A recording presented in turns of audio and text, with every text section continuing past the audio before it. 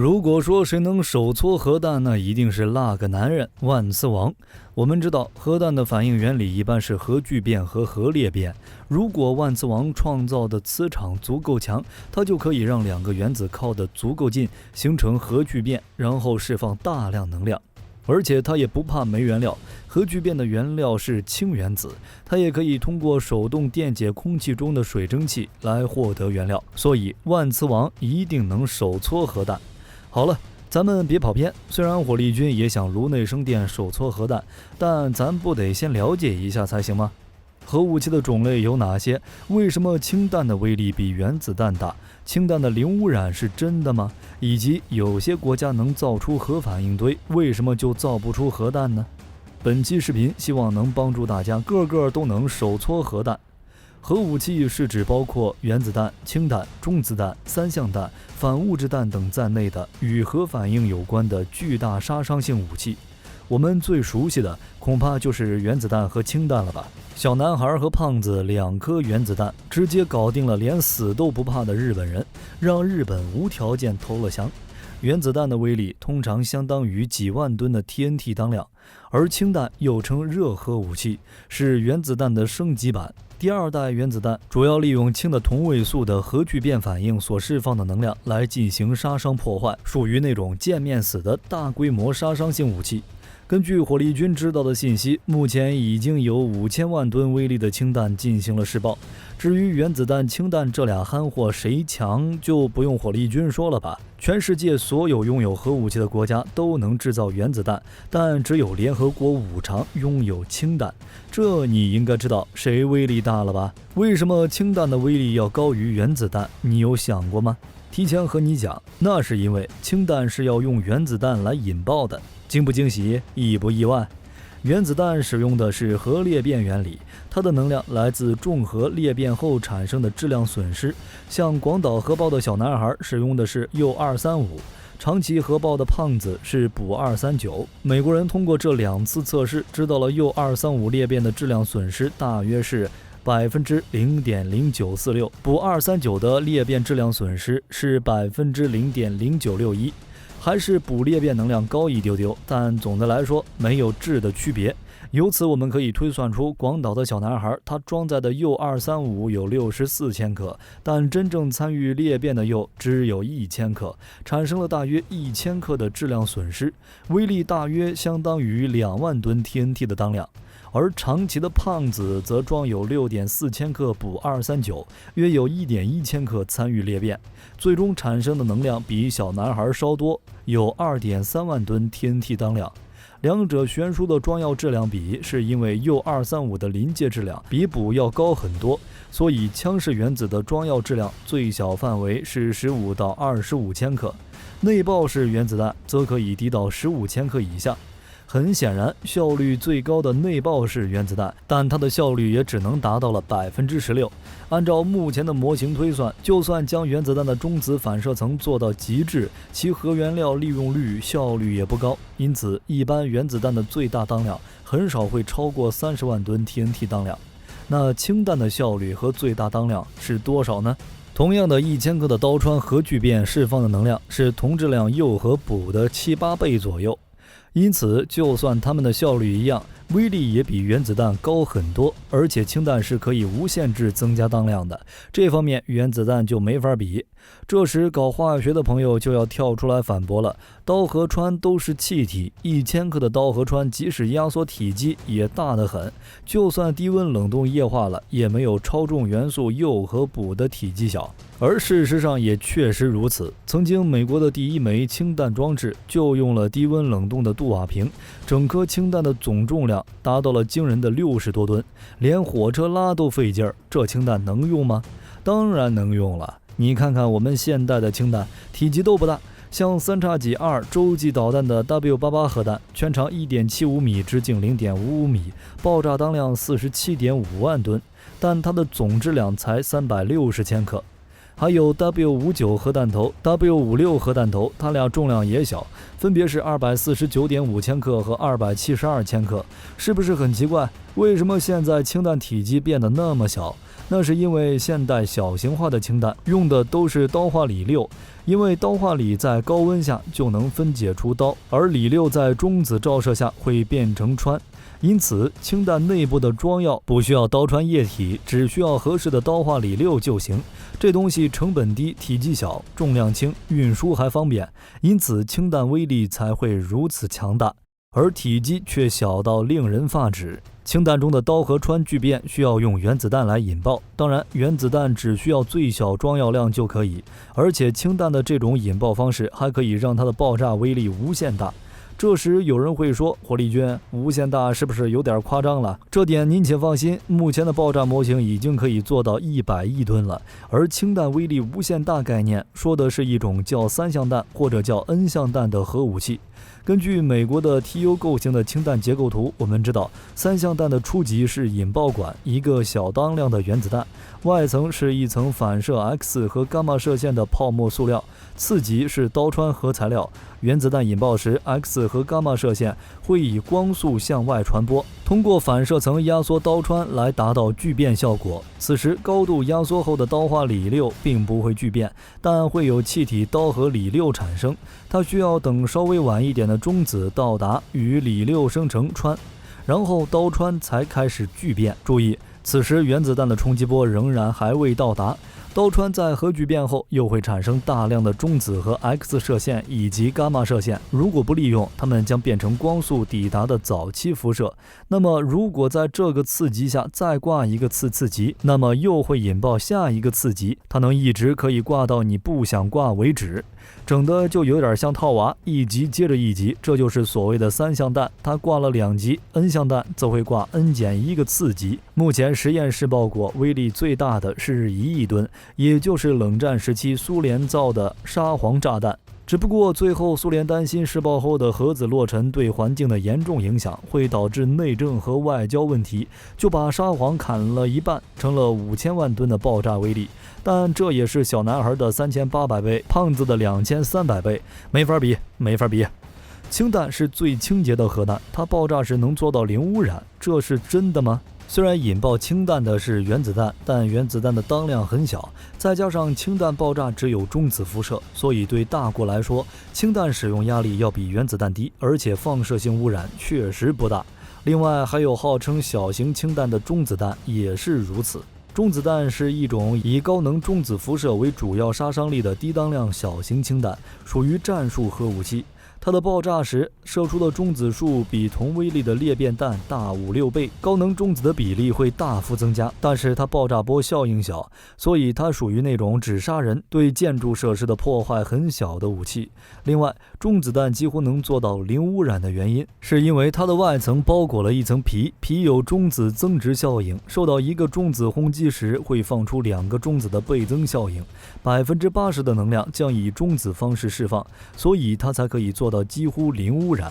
但真正意义上的零污染是不存在的，而在设想里，只有用激光引爆氦弹才能真的实现零污染。至于未来啥时候能真正运用，估计起码也要好几十年。我们知道核弹爆炸的方式有3种，分别是空爆、地面爆炸和水下核爆，其中对表面杀伤最大的是空爆，引爆高度一般在几百至几千米，比如小男孩引爆高度约有550米，沙皇引爆高度也有4200米，而且空爆可以将核弹的利用率达到最大，像 X 射线、伽马射线以及光辐射和冲击波等等，感觉就像超大号的跳雷或是空爆的手榴弹。其次是水下核爆，水下核爆的威力取决于深度，比如美国的十字路口行动就是在水下27米深的地方引爆了当量23000的核弹，最后导致各类测试船伤的伤，残的残，有的甚至直接被核爆气化。最后地下核爆的影响范围最小，因为地壳的密度比水和空气大，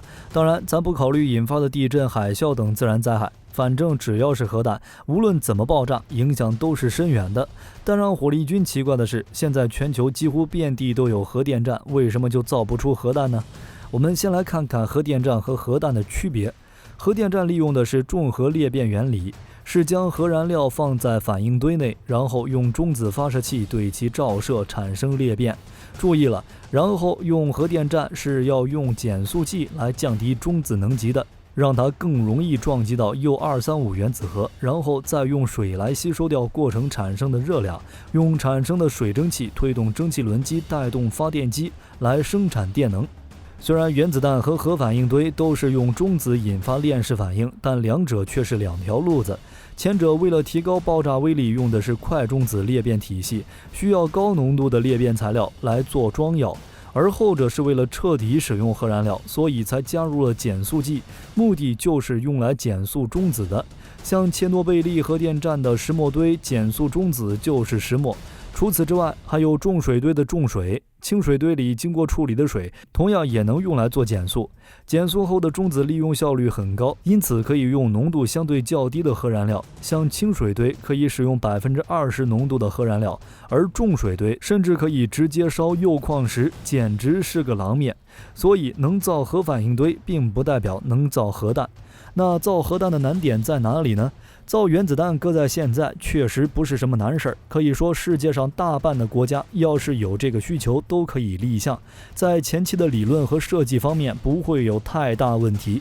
但到了建造阶段问题就冒出来了。首先你要考虑原料怎么来，当然哪些国家有铀矿的另说，目前全球的铀矿分布很不均匀，基本上多数国家都没有，就算想要进口也得唯唯诺诺的说是自家核电站用才可以，而且还要受到国际原子能机构的检查，如果买的和用的对不上，那你的麻烦就大了。当然你也可以像卡扎菲一样硬气，老子就是要造，你来炸我呀。联合国可能忙于扯皮，不方便炸你，但是有10000种方法让卖家那边不卖给你，所以家里得有矿，这就筛选掉很多国家了。像朝鲜、印度这出生地选得太准了，家里是真的有铀矿。现在假设你有铀矿，接下来你将面临的难题是铀浓缩。刚才我们提了，核电站不怕，可以烧低浓度的核原料，但武器级的快中子裂变体系一定要用浓度90%以上的核原料。虽然从天然铀矿中提铀很容易，但是从金属铀里搞出来铀235是很难的。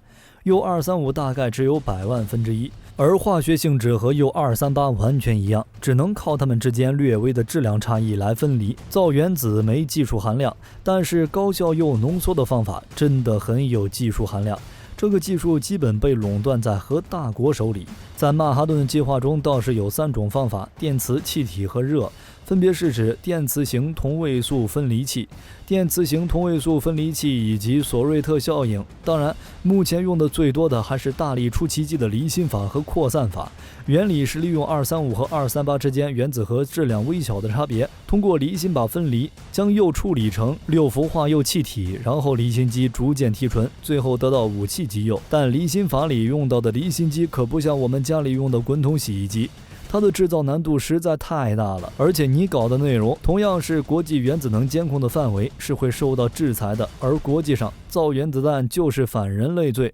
你得头铁才能可以。比如朝鲜03年宣布有能力造核武器的时候，甚至很多国家还以为他在开玩笑。造原子弹还有另外一个问题，就是快中子裂变体系。视频前面提了，铀装药是具有临界质量的，因此你需要把握好引爆和储存时临界质量的度。只有原子弹内部结构相互配合的天衣无缝，才可以成功引爆，否则要么核裂变材料被浪费变成脏弹，要么就啥也不发生。而且实践才是检验真理的唯一标准。就算你造出原子弹了，你也要能扔到别人家里才能算圆满呢。但无论是原子弹结构的测算，还是最后的核试验，都是需要大量测试的。况且现在天上有卫星，地上有地震检测仪，试问谁敢想去核试验呢？只要你能解决这几个问题，火力军恭喜你，搓个原子弹就是早晚的事儿，是不是挺简单的？至于核弹的终极形态反物质弹，火力军心里也没底。反物质弹是一种拥有最强大力量的武器，目前作为假想武器存在，仅出现于科幻小说或者电子游戏中。其主要的理论优势是物质与反物质相撞，会将100%质量转化成能量，实在是可怕。要是反物质弹出现，最低也是毁灭地球的层次。目前不仅是技术上的难点没有攻克，就连学术上也同样存在诸多疑点。首先就是电与磁能量交换的本质，我们到现在还没有搞明白，而且也有人觉得人工获得反物质并不是真正意义上的反物质。其次，人类科技还无法束缚反物质，如果用于制造炸弹，几乎100%是要出事故的。最后，也就是最难的地方，反物质的泯灭机理不详，我们无法生产和储存反物质。同样的难题也反映在了技术上有体现。首先面对的就是能量守恒原理，因为要泯灭多少正物质，必须伴有多少等量的反物质。尽管反物质弹的能量释放比原子弹更强，但也必须先要有反物质弹的储存才可以，总不能造出来直接扔吧，那也没用啊。按照科学的推论，即使使用现有最大的离子加速器，也需要40年才能生产1公克的反物质，再加上它的储存是需要强大的磁场能量来束缚的，这不仅需要更加先进可靠的设备，同时也需要强大的电能来维持，因此它的实际应用是很难的。一不小心毁灭的就是自己，还是自己动的手，没地方说理呀。通过之前的解读，我们知道核聚变的能量要比核裂变的大，正反物质泯灭的能量要比核聚变的大。反物质弹的威力可以小到1000克 TNT 当量，也可以大到1万亿吨 TNT 当量，所以火力军才觉得它是专门毁灭星球的炸弹，一颗反物质弹就能干掉地球。而且按照美国反物质弹的最新研究进展，已经将生产100万分之1克反物质的成本从10亿美元降低到了1亿美元。研究的质子炸弹已有25年之久，说不定以后还是美国先搞出这种超级武器呢。既然武器这么危险，那能不能做点别的？当然可以了。按照最前沿科学家的推测，正反物质可以当作火箭燃料，造出光速火箭来。在设想中，通过正反物质泯灭装置，可以将火箭的速度提高到1万公里每秒，甚至接近光速。这种火箭还挺让火力军期待了。好了，火力军已经将核弹的分类、原理、威力等内容分享给了大家。大家有学会如何手搓核弹了吗？肯定会有一些片面的地方，欢迎您的指正，同时也欢迎您留下您搓核弹的心得，我们一起讨论。本期视频内容就到这里，喜欢热武器的朋友请点点关注。本期视频内容就到这里，我们下期再见。